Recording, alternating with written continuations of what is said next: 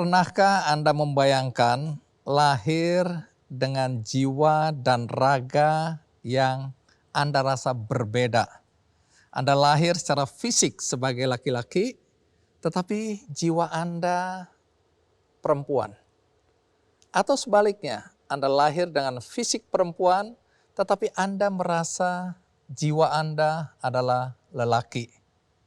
Mungkin sebagian besar dari kita tidak bisa membayangkan, merasakan bagaimana ketika jiwa kita terperangkap pada tubuh yang salah. Itulah yang dialami oleh Oscar Lawalata. 40 tahun lamanya dia harus hidup dengan kontradiksi antara jiwa dan raga yang berbeda. Sebagian orang tentu tidak juga paham bagaimana orang-orang seperti ini harus menjalani kehidupan dan bagaimana pandangan masyarakat tentang perbedaan antara jiwa dan raga seperti itu. Nah, hari ini kita akan berbincang dengan Oscar Lawalata. Bagaimana dia harus melalui masa-masa sulit dalam hidupnya ketika dia merasa bahwa jiwanya adalah perempuan tetapi raganya adalah seorang laki-laki. Dan bagaimana keluarga menghadapi kenyataan seperti ini, terutama orang tua. Dan bagaimana lingkungan menyikapi, lingkungan melihat kondisi seperti ini, apakah semua orang bisa menerima? Nanti kita akan dengarkan pengakuan Oscar Lawalata. Dan di hadapan saya sudah ada Oscar Lawalata. Terima kasih Oscar. Dengan senang hati Mas Andy. Jadi tentu pertanyaan pertama nih, hari ini saya harus memanggil Oscar atau Asya? Asya. Oke, ini karena perubahan yang terjadi ya. Betul. Nah, hari ini atau tahun ini boleh tahu umur Asya berapa? Umur Asya 5 tahun. Mau menuju 6 tahun. Umur Asya. Oke. Kalau Oscar ditambah Asya. Oscar tambah Asya. Umur saya sekarang sudah 45 tahun. Tahun September nanti 46. Nah, keputusan untuk berganti kelamin dari laki-laki menjadi perempuan itu di usia 40 tahun. Ya. Mengapa selama itu? Karena ini untuk saya pertama bukan keputusan yang mudah dan juga pencarian diri yang perlu didalami. Karena menurut saya, apalagi kita hidup di Indonesia ya, bagaimana kita bisa menemukan diri kita sendiri itu banyak sekali guncangan-guncangannya. Jadi itu memerlukan waktu yang cukup lama. Dan juga era saya juga mungkin berbeda ya. Saya tidak tumbuh di waktu itu digital belum sesuatu yang bagaimana, sehingga secara informasi juga tidak jelas, belum lagi stigma-stigma masyarakat dan juga norma-norma dan dilihat dari sudut pandang agama dan sebagainya, itu suatu perjalanan yang tidak mudah. Dan saya memang kenapa 40 tahun saya berbicara dengan Tuhan bahwa di umur 40 ini kalau saya tidak menemukan cinta, bahwa saya akan merubah diri saya menjadi wanita. Sekarang saya ingin penonton melihat dulu tayangan berikut ini.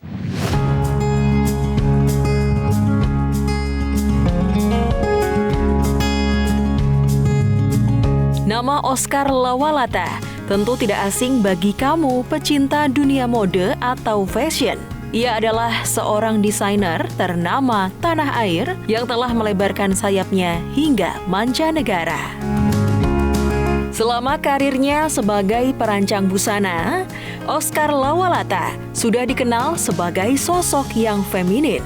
Gaya desain yang disuguhkan olehnya bahkan tidak terikat pada stigma yang selama ini melekat pada pria maupun wanita.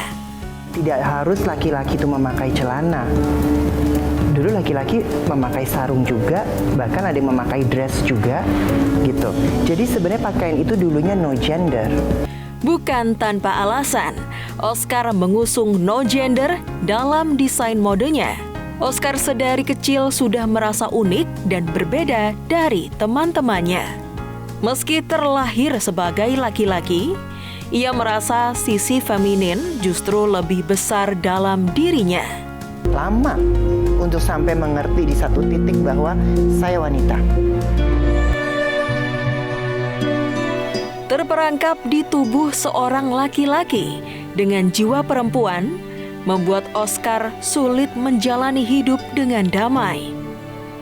Berbagai social judgment selalu diterimanya sebagai seorang transgender. Kalau ditanya saya galau, bagaimana orang ngomongin, bagaimana mata orang kalau kita ke restoran, itu sakit. Gejolak batin yang telah dipendam Oscar selama puluhan tahun akhirnya menemukan keberaniannya. Oscar menceritakan pilihan hidupnya untuk menjadi seorang wanita kepada keluarganya.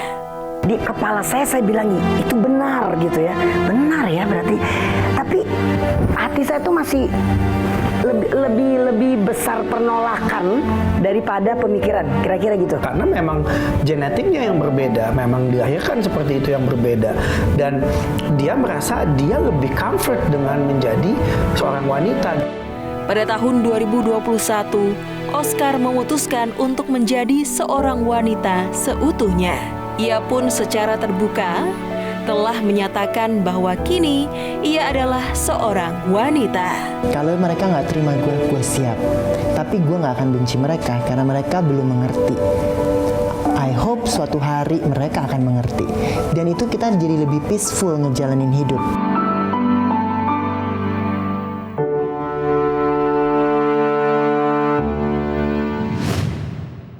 Baik, Asya, ketika masih sebagai Oscar, kapan persisnya kamu merasa bahwa aku bukan laki-laki, aku lebih feminin, aku lebih sebagai perempuan?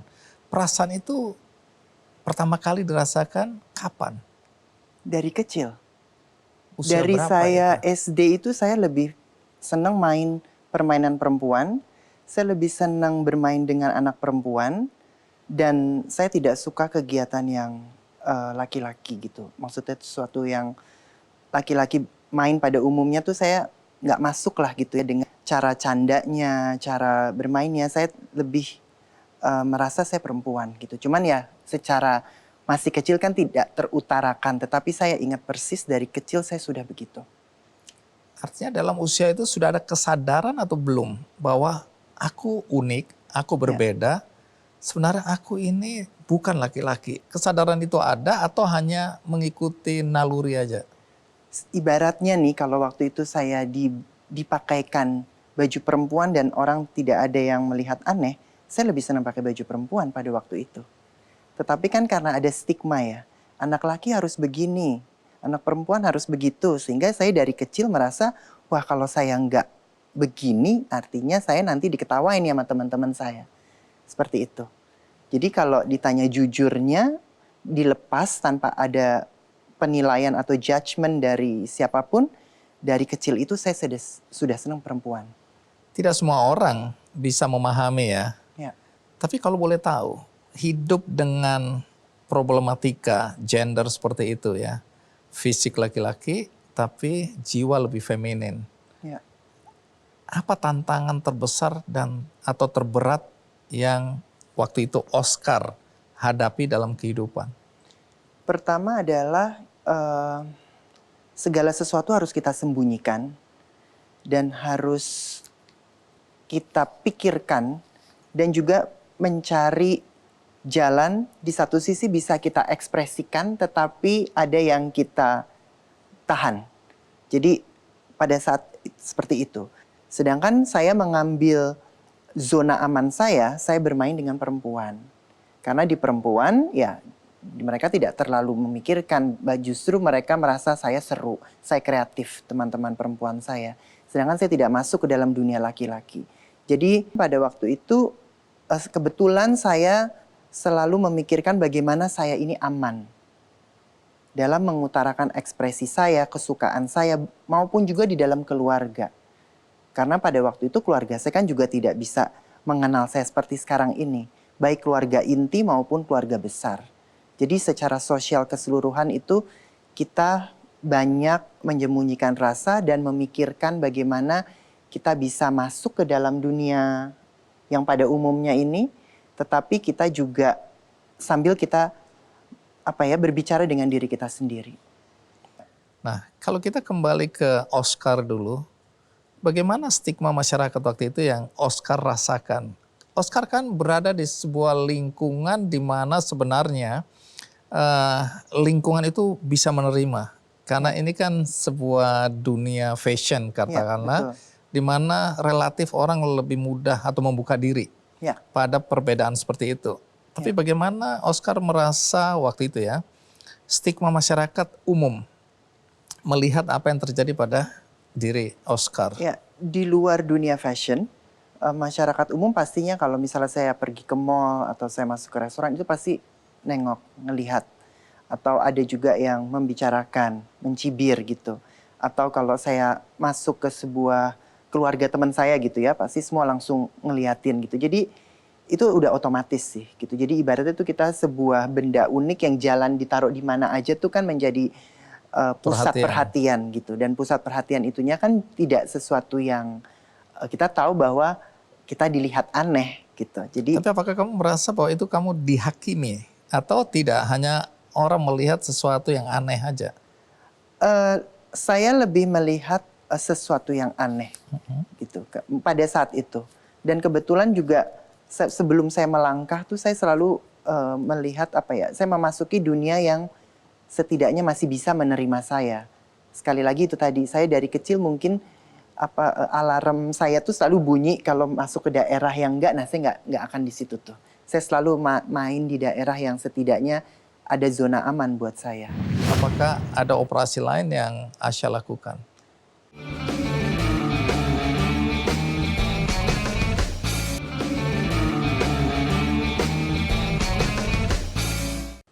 Banyak orang tentu ingin tahu perasaan Asya sekarang antara Asya dan Oscar.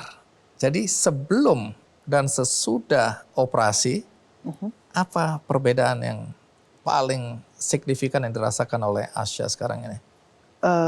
Ada dua ya, perubahan secara di sosial dan perubahan di dalam diri saya. Mungkin saya jawab perubahan di dalam diri saya dulu. Saya lebih tenang dan merasa dengan mudahnya saya mengatakan saya wanita, dan saya memang wanita secara keseluruhan, dan tidak lagi ada rasa dendam ataupun rasa marah terhadap sekitar. Lebih mudah untuk menetralisir perasaan-perasaan seperti itu karena saya sudah menyatu dengan diri saya dan melihat segala sesuatu itu bisa lebih positif, tidak lagi negatif. Karena di fase sebelum kita bisa mencapai damai dengan diri kita, itu banyak sekali pengaruh-pengaruh dalam alam pikir kita. Dan itu salah satu trigger saya juga, pemicu saya untuk melakukan operasi kelamin pada waktu itu. Selain daripada saya juga punya janji sendiri terhadap Tuhan di umur 40 itu, tetapi juga saya melihat pemikiran saya sudah mulai mengarah ke arah yang gelap. Dan itu saya sadari karena saya selalu punya tujuan untuk hidup yang baik, gitu, berperilaku yang baik. Tetapi dentuman-dentuman dari luar itu kan mempengaruhi juga rasa kita. Jadi yang saya pendam selama 40 tahun itu ternyata mempunyai efek-efek luka yang bisa mempengaruhi hidup saya ke depan. Walaupun saya mau mencoba damai pada saat itu. Tetapi akhirnya saya memutuskan untuk operasi dan setelah semua berjalan dengan baik, saya bisa hidup damai dengan diri saya, dan itu suatu perubahan yang secara spiritual dan penjiwaan itu juga sulit ya dikatakan gitu. Penyatuan, penerimaan itu saya selalu saya bilang pengalaman roh, pengalaman batin gitu. Kayak kita tuh kayak sesuatu yang memang berubah gitu di dalam. Jadi semua tuh langsung tenang, rileks dan damai. Setelah operasi kelamin? Setelah operasi kelamin. Tunggu, ada dua statement yang menurut saya ini baru pertama kali dengar dari Asya ya. Dendam dan rasa gelap. Ya, Rasa gelap itu pasti negatif arahnya. betul. Apa yang sebenarnya terpikirkan hari itu dengan perasaan gelap tadi itu? Kayak tadi saya bilang, dari kecil saya terlatih menyembunyikan cinta saya. Sehingga saya melihat cinta itu, apa sih? Paling juga begini, paling juga begitu. Tetapi hati kecil saya, cinta itu kayaknya indah deh. Tapi kan harus saya tutupin. Bagaimana saya mau mulai, bagaimana saya mau praktek gitu loh. Nah di situ saya mulai bahwa segala sesuatu saya ngelihatnya jadi mulai lebih sinis. Saya melihat harapan juga kayak, oke, terus buat apa hidup lama-lama, misalnya seperti itu. Tunggu, apa itu bisa disimpulkan ada pemikiran untuk mengakhiri hidup? Untuk mengakhiri hidup tidak, tetapi untuk semangat hidup berkurang. Lebih yang, ya tidak ada semangat, Mulai apatis. lebih apatis, betul. Jadi itu yang saya lihat. Jadi dan dendam lebih kepada melihat ya kehidupan. Kenapa ya saya tidak bisa normal aja? Misalnya saya suka sama seseorang atau saya tahu seseorang itu suka sama saya, kenapa sih nggak datang? Pacaran aja kayak normal gitu, pendekatan aja kayak normal.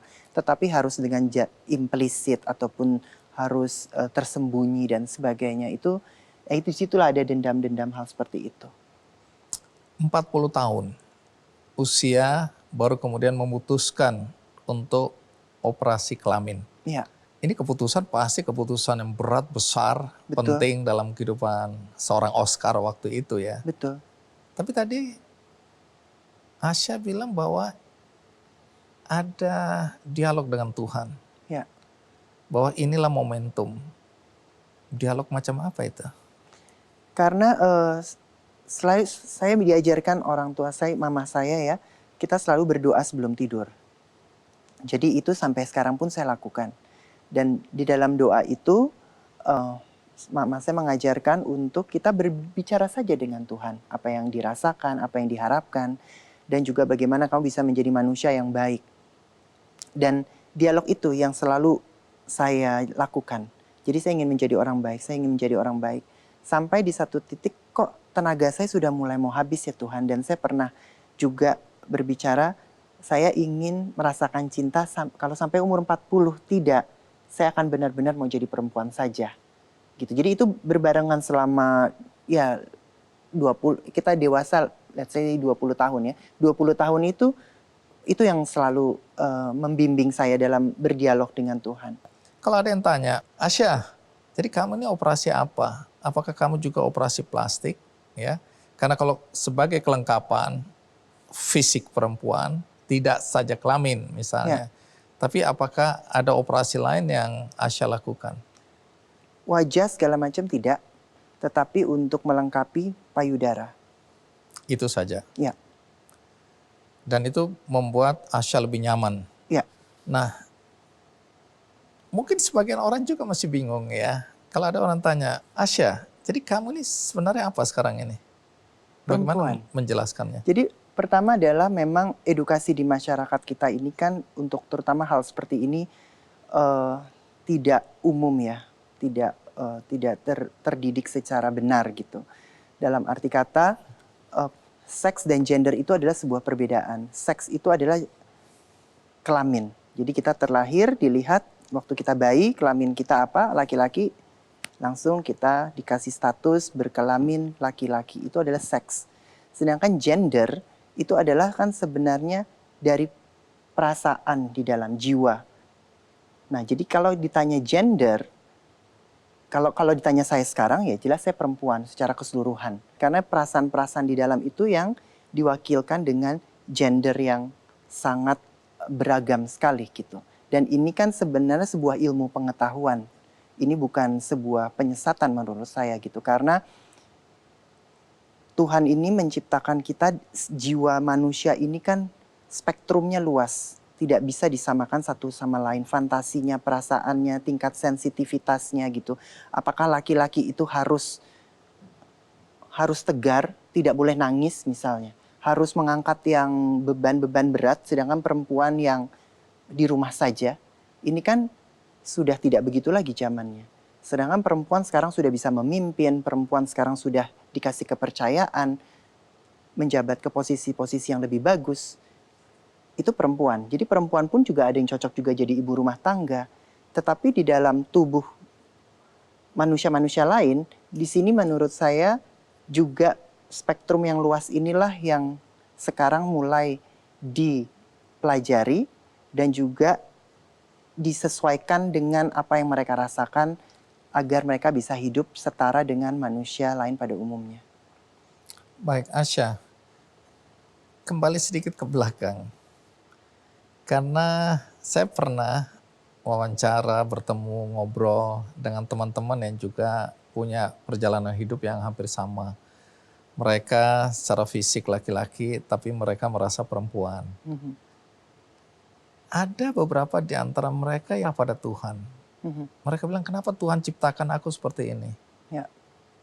Kalau Asya pernah marah nggak pada Tuhan?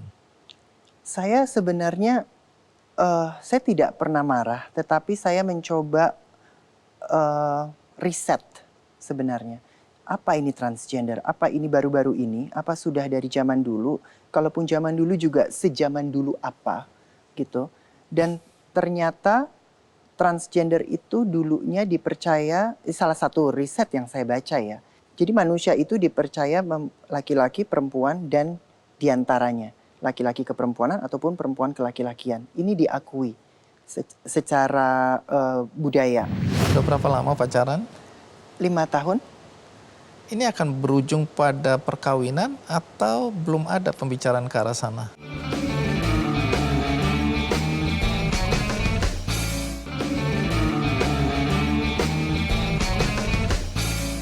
Asya, ini berkaitan dengan operasi ganti kelamin. Pertanyaan yang mengikuti adalah lalu dokumen-dokumen atas nama Oscar, apakah KTP, paspor, surat-surat lain itu berganti menjadi Asya atau masih tetap Oscar sehingga Asya ini hanya nama panggilan sekarang ini? Oke. Semua dokumen sudah sesuai dengan nama saya dan itu resmi. Saya datang ke persidangan untuk Melalui pengadilan melalui pengadilan di Indonesia atau di Indonesia. Di Indonesia. Dan memang prosedurnya begitu. Jadi sebaiknya kalau kita memang sudah mengganti kelamin kita, semua sebaiknya kita laporkan juga karena memang secara hukum di Indonesia itu akan diganti sesuai dengan kelamin kita. Jadi dimungkinkan ya. Betul, dimungkinkan. Baik, jadi sekarang dokumen semua atas nama Asya Semaradara Semaradara wanita. wanita. Iya, Dibilang perempuan atau wanita? lupa saya, perempuan mungkin ya. Biasanya perempuan. Perempuan. Perempuan itu lebih agak tinggi Lebih karena tinggi. Sanskerta dari kata empu, Empu. perempuan. Iya. Ya. Nah, secara legalisasi sudah perempuan, secara fisik Asya juga merasa perempuan, ya. Dan kemudian tadi pertanyaan saya udah punya pacar belum? Punya, Punya, seorang pria asal Jerman. iya. Boleh tahu kenal di mana itu? Kenal di Jerman. Ada pernyataan Asya yang menarik buat saya, ya. Bahwa pria yang tertarik pada wanita transgender itu adalah pria normal. Sementara banyak persepsi masyarakat, ini prianya pasti nggak normal juga. Nah, itu bagaimana menjelaskan ini? Iya, jadi sebenarnya tapi ini saya bertemu langsung kan. Maksud saya berkencan dengan para pria-pria ini di Indonesia, baik di Indonesia pun. Pada akhirnya pria ini melihat femininnya. Rasa Bukan feminin. seksnya tadi, bukan jenis kelaminnya ya. Iya, jadi kalau ada laki-laki yang menyukai personal itu dari sisi feminin personal itu. Jadi dia sudah tidak lagi melihat alat kelaminnya, tetapi appearance-nya, cara berpikirnya, cara kehalusannya mungkin, ya itu total femininnya itu. Nah itu yang dilihat sehingga bisa terjadilah interaksi sampai ke lain-lainnya. Dan itu yang menjadi sebuah ketertarikan, akhirnya menjadi sebuah hasrat dan sebagainya. Dan itu rata-rata memang laki-laki hetero. Itu keyakinan atau pendapat dari Asya ya, Pengalaman pribadi pengalaman pribadi. dan teman-teman yang lainnya. Walaupun bisa diperdebatkan, karena ekspresi dari cinta kan hubungan seks, kata orang. Sehingga Nggak kalau setuju itu sih. terjadi tentu dianggap abnormal ya, kalau belum dalam kondisi setelah operasi. Pilihan tinggal di Berlin. Di dunia ini banyak sekali kota yang menarik. Kenapa harus Berlin? Saya merasa di sana itu orangnya tidak terlalu banyak ngurusin orang. Orang di sana itu saya senang serius ya. Inteleknya berbeda gitu. Dalam arti kata jika kita membahas sesuatu, jika kita bertanya gitu ya. Saya orangnya sebenarnya agak serius sebenarnya orangnya. Saya lebih senang berbicara sesuatu yang memang menarik gitu ya. Sekedar guyon-guyon ataupun apa, karena banyak hal di kepala saya ini yang saya masih ingin bertanya kenapa begini, kenapa begitu. Dan saya merasa di Jerman itu orang-orangnya seperti itu. Jadi kita bisa berdiskusi apa saja tanpa menjudge. Jadi bisa saling menghargai pendapat dan opini. Dan menurut saya itu bagus untuk perkembangan pikiran saya.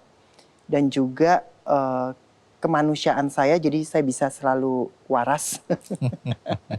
Dan juga bisa ya merasa energinya bagus di sana untuk secara sisi humanisme. Jadi kekasihmu ini, boleh tahu namanya dong? Boleh. Siapa namanya? Gabriel. Baik, udah berapa lama pacaran? 5 tahun. Ini akan berujung pada perkawinan atau belum ada pembicaraan ke arah sana? Kebetulan kita berdua sama sih. Kita tidak terlalu mementingkan perkawinan karena untuk kita sama-sama itu hanya sebuah perjanjian di atas kertas. Tetapi bagaimana kita menjalin hubungan, bagaimana kita menjaga perasaan kita, bagaimana kita bisa satu visi misi, itu yang lebih penting sih. Oke, ini nanti bisa menimbulkan pro dan kontra juga ya. Karena bagi sebagian orang tentu tujuan akhir dari percintaan ini adalah perkawinan ya, yang dikukuhkan. Ya. Tetapi ya ini era di mana orang punya pandangan yang juga terbuka bahwa cinta itu tidak harus diikat dengan mahligai perkawinan. Ya. Toh kata orang, bagi mereka yang pro dengan pandangan Asya ini, banyak juga yang udah menikah cerai juga kok. Betul. Gitulah. Jadi apa yang mau dijamin dari perkawinan? Malah jadi beban. Jadi beban. Karena nanti banyak sekali masuk ke pengadilan pembagian harta karun gini dan seterusnya.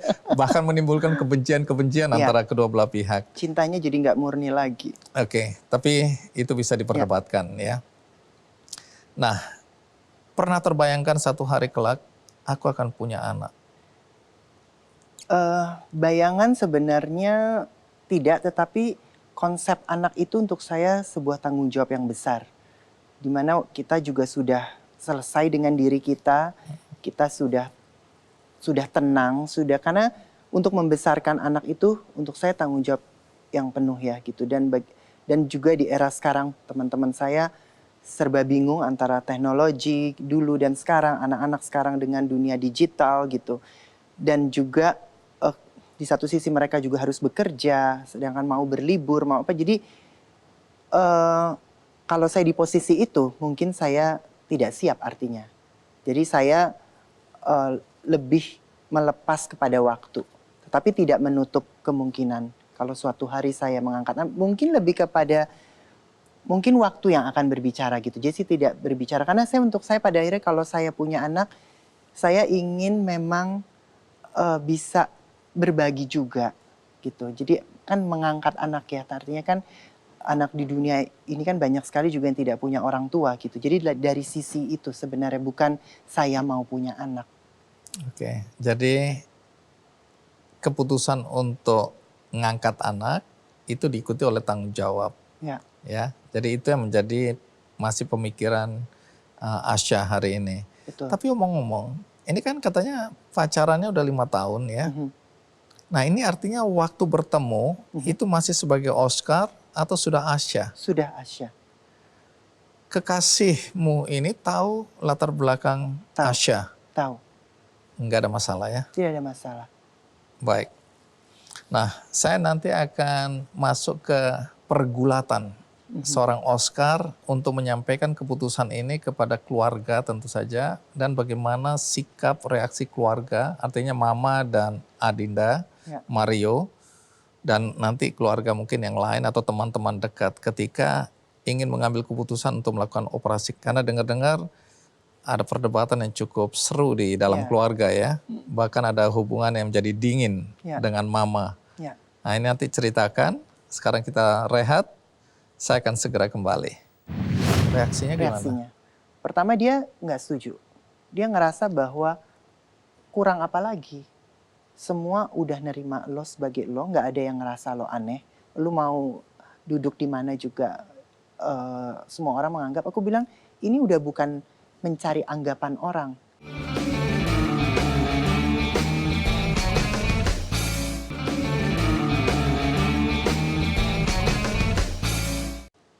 Ketika usia 40 tahun dan memutuskan untuk operasi, siapa orang-orang, kalau lebih dari satu tentu, yang dimintain pandangan terakhir sebelum mengambil kesimpulan atau keputusan, ya aku operasi, siapa?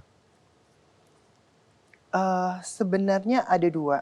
Pertama pandangan ini ada satu secara riset, secara teknologi dan dunia kedokteran. Kedua lebih keyakinan diri, lebih jiwa, sebuah keyakinan dalam diri saya ya. Kalau riset segala macam saya melakukan sendiri. Dan ini juga penting untuk orang ketahui. Apa yang diriset? Prosesnya. Karena ini kan kita ada sebuah organ yang dilepas dari badan kita yang dia menghasilkan hormon. Nah ini harus kita dalamin.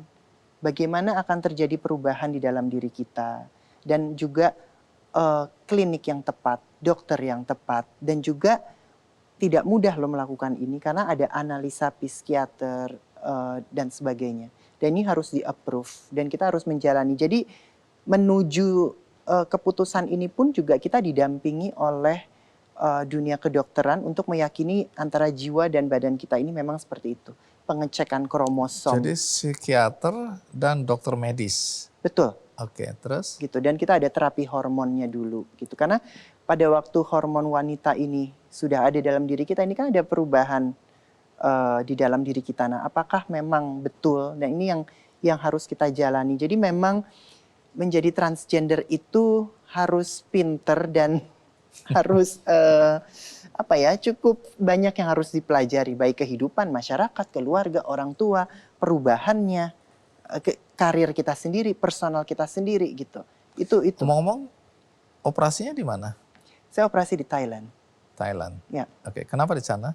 Karena memang secara teknologi dan dunia kedokteran diakui oleh dunia, dan dokter ini memang juga sampai seluruh dunia pun juga mengantri ke dia gitu. Kita bisa appointmentnya bisa sampai 1 tahun sebelum, 2 tahun sebelum, 3 tahun sebelum, karena teknik yang dilakukannya, bagaimana kita tetap ada sensinya, bagaimana inilah secara dunia kedokterannya, bagaimana neovagina itu bisa berfungsi seperti bukan berfungsi ya, tapi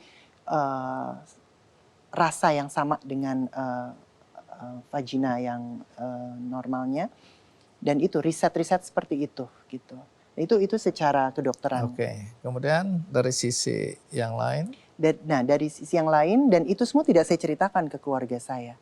Riset-riset Dari riset ini? itu sampai saya terapi hormon, saya bertemu psikiater, itu semua saya tidak ceritakan. Masih rahasia? Masih rahasia. Oke. Nah, sedangkan keputusan saya ini sebenarnya sudah bulat karena secara saya tahu ini saatnya gitu. Tetapi saya lebih bercerita pertama ke adik saya dulu, ke Mario. Saya mau tahu Reaksinya gimana?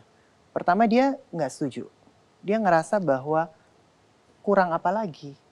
Semua udah nerima lo sebagai lo, nggak ada yang ngerasa lo aneh. Lo mau duduk di mana juga semua orang menganggap. Aku bilang ini udah bukan mencari anggapan orang. Ini lebih penyatu. Aku udah mulai mau 40 tahun. ya kita aktif berapa puluh tahun lagi sih sampai umur 60, 70, tinggal 20, 30 tahun lagi saya mau tetap kuat terhadap diri saya sendiri untuk menjalani hidup ini. Jadi sudah bukan lagi untuk pengakuan dari masyarakat, pihak betul, lain. Oke. gitu. Dan bukan juga saya tidak bersyukur dengan apa yang saya dapat gitu. Dan dia pelan-pelan mengerti dan dari situ baru saya bilang sekarang bagaimana saya bercerita Kepada ke Mama. Mama. Nah, di situ, Berapa lama proses ini? Proses dari terapi hormon, riset dan lain-lain sampai ke Mario dan sampai ke Mama ini berapa lama? riset segala macam itu 3 tahun. 3 tahun. 3 tahun sampai terapi hormonnya juga ya. Terus juga ngomong sama adik saya tidak terlalu lama. Untuk dia nerima mungkin sekitar 6 bulanan. Oke. Dia mengerti lama-lama. Dan mama saya yang lama, hampir 5 tahun kita berdiskusi. Saya coba menjelaskan, saya masuk dulu dari pemahaman masyarakat. Transgender itu tidak seperti yang mama saya aja orang yang cukup modern loh. Dia aja pada waktu saya bercerita itu, tanda 5 tahun lalu, dia masih melihat dunia transgender itu aib. Itu 5 tahun yang lalu. Teknologi bisa dikatakan sudah ada pada waktu itu gitu ya. Dari situ saya baru tahu bahwa wow, ternyata benar-benar ya masyarakat Indonesia ini untuk mengetahui dunia transgender ini sangat-sangat terbelakang sekali gitu. Akhirnya saya masuk dengan menceritakan ke mama saya. Nih, Mam, lihat salah satu yang saya waktu itu melakukan Google adalah saya mau tahu tokoh-tokoh transgender dunia. Di situ keluar. Ada jenderal di Australia. Dia dari laki-laki ya, sudah punya posisi, dia transform dan dia menjadi jenderal perempuan dan tetap bekerja di angkatan. Tidak dikeluarkan ya? Tidak ada diskriminasi di situ? Tidak ada diskriminasi. Oke, itu pembuktian. Pembuktian. Ada penulis buku di New York dan sebagainya. Ada Bond Girl. Di tahun berapa itu adalah transgender. Dari situ kan saya lihat transgender ini suatu yang keren dan bisa normal saja. Kita yang mengkacamatakan kita tuh sebenarnya kita juga gitu loh. Nah sehingga kita yang harus buka kacamata ini, kita pribadi-pribadi kita ini harus lebih luas kacamatanya. Sehingga kita bisa menemukan celah-celah untuk menjadi jati diri kita yang solid. Saya sudah tidak keras lagi, tapi saya tidak mengiyakan. Saya tidak pernah kata mengiyakan. Mungkin secara halus saya menolak sebenarnya.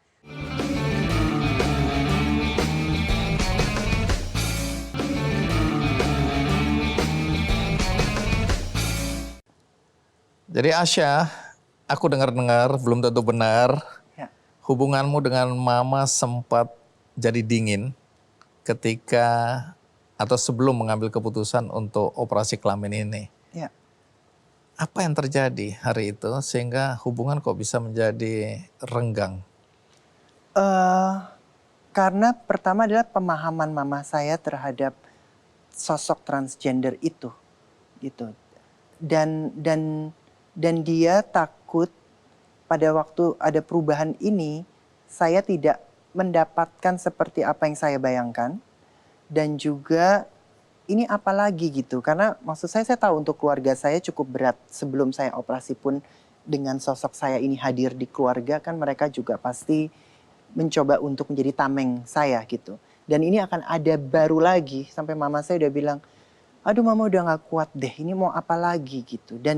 Dan lucunya pada akhirnya setelah ngobrol panjang yang pertama kali dia takutkan adalah saya merubah penampilan saya secara drastis. Karena itu tadi, mama saya tuh melihat transgender begitu. Saya bilang, mama sadar nggak? Saya bilang, saya ini walaupun saya pakai celana, saya ke kantor, tetap saya ini penampilan saya tetap perempuan. Ini kemeja perempuan, saya pakai celana perempuan, saya pakai sepatu perempuan. Tapi kan bagaimana saya nge-stylinginnya aja. Dan jangan lupa saya punya style loh, saya bilang gitu. Jadi kalau saya bertransform menjadi perempuan, ya perempuan secara style saya, jangan dilihat yang pada umumnya itu akan tampil seheboh apa gitu.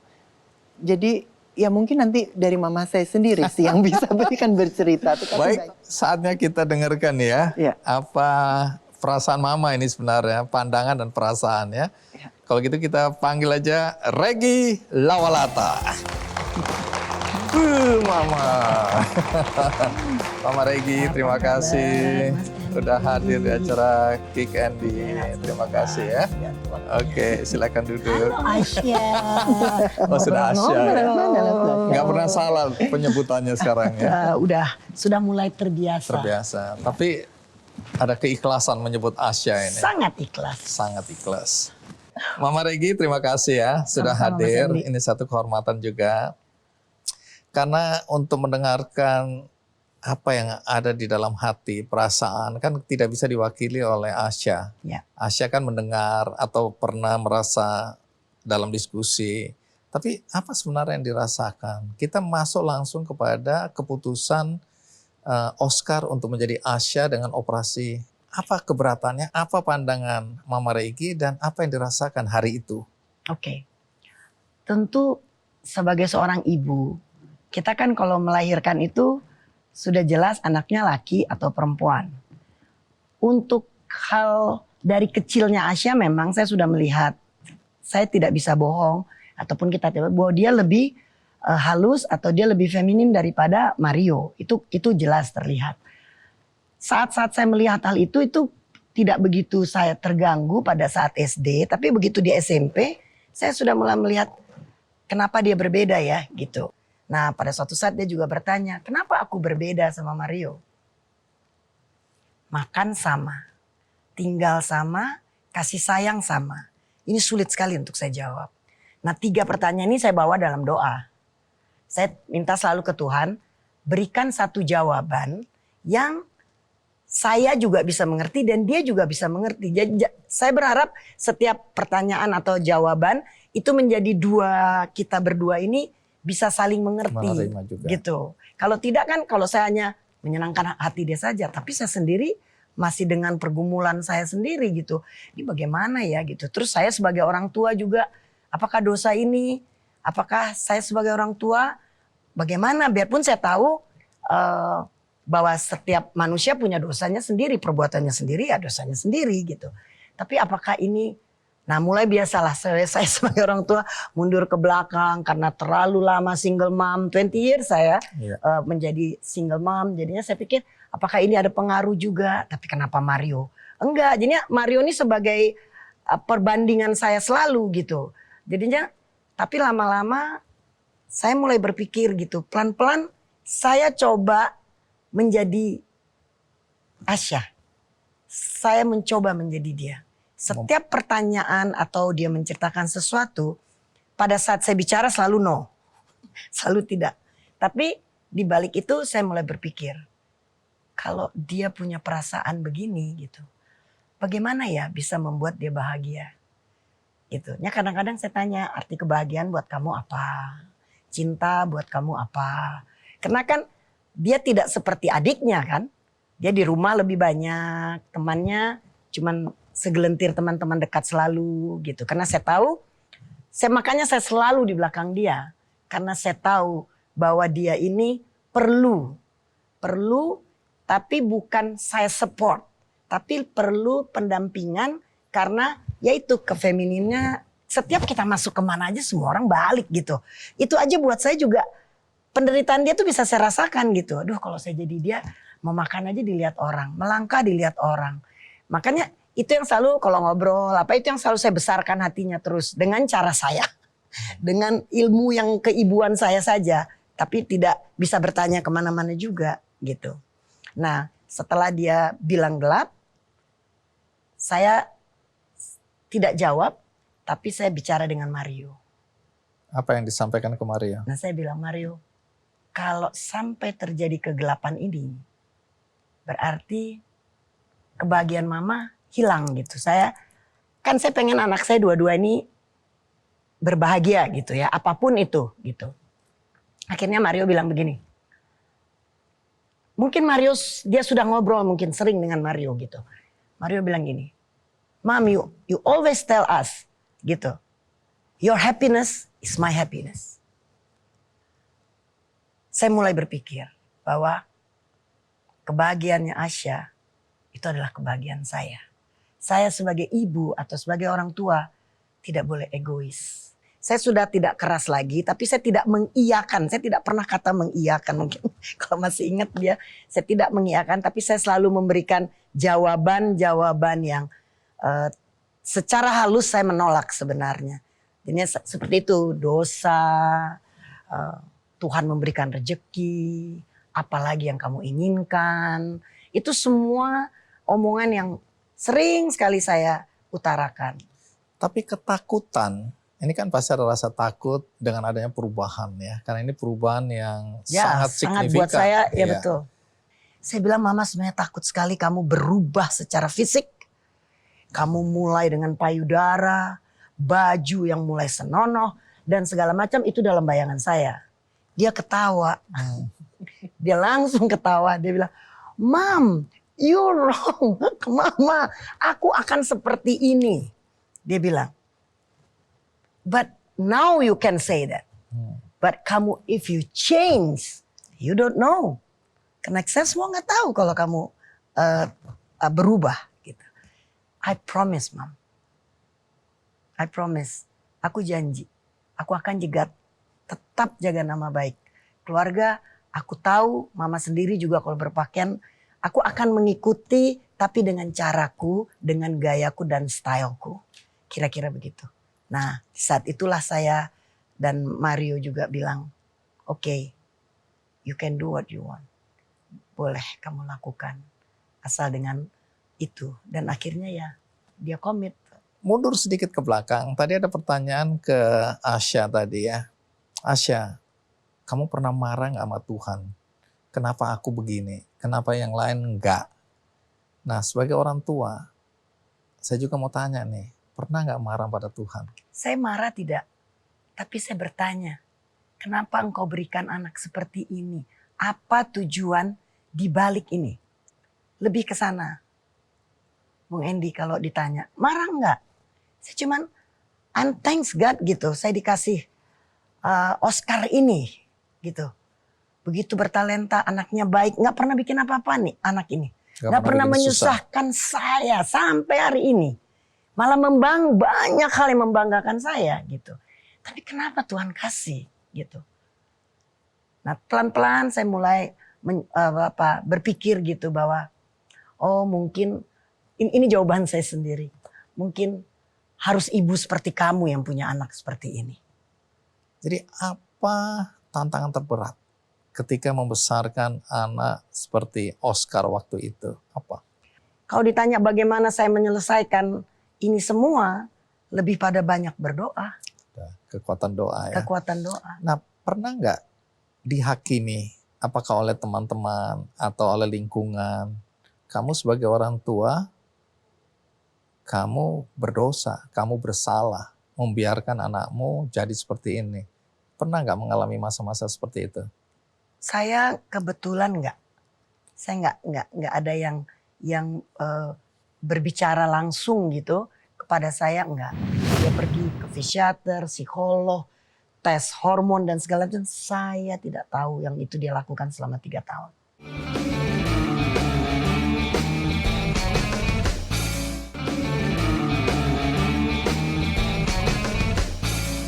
Nah, kembali ke Mama Regi ya. Tadi kan diceritakan sejak kecil sudah merasa bahwa ada yang berbeda ini. Anakku ini unik ini yang Oscar ini ya. Ya. Tapi kapan ada penerimaan atau pengakuan bahwa ya anak ini feminin, bukan laki-laki. Itu kapan persisnya? Itu saya mulai dia SMA. Ada satu hari kita berbicara sama Asya mengenai yang mama tanya ya, apa sih tuh bedanya? Ini apa itu? Ini pura-pura nggak tahu tanya ya. Dia yang menjelaskan ke saya. Nah akhirnya saya mengetahui hal-hal seperti itu. Oke. Sampai di situ apakah sudah ada penerimaan atau penyangkalan masih? Saya menyangkal enggak. Saya tidak pernah menyangkal atau merasa, aduh kenapa ya saya punya anak kok. Enggak. Itu semua saya tanyakan ke Tuhan. Itu yang saya selalu bilang, Tuhan berikan anak seperti ini, tapi tolong dong juga berikan saya jawaban gitu. Harus bagaimana dengan anak ini gitu. Nah lama-lama semakin dia dewasa, kita mulai sering ngobrol. Dia juga sudah mulai mungkin yang dia bilang tadi bahwa dia pergi ke fisiater, psikolog, tes hormon dan segala macam. Saya tidak tahu yang itu dia lakukan selama 3 tahun. Itu totally saya nggak tahu. Nah dia bercerita semua itu setelah saya dengan Mario bilang okay, you can do what you want, but we still love you. That's it. Itu. We still love love you. Itu kata kunci ya. Ya.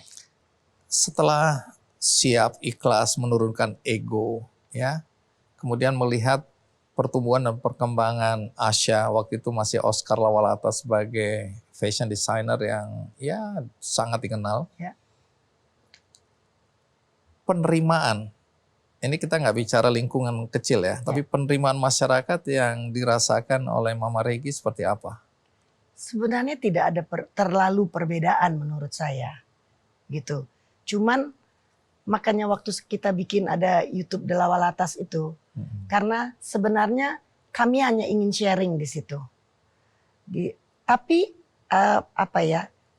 efek dari apa yang kami ceritakan itu di luar dugaan saya juga. Sebenarnya saya pada saat itu waktu mau bikin waktu dia saya takut sekali. Saya takut sampai saya berulang-ulang apa perlu. Sudahlah.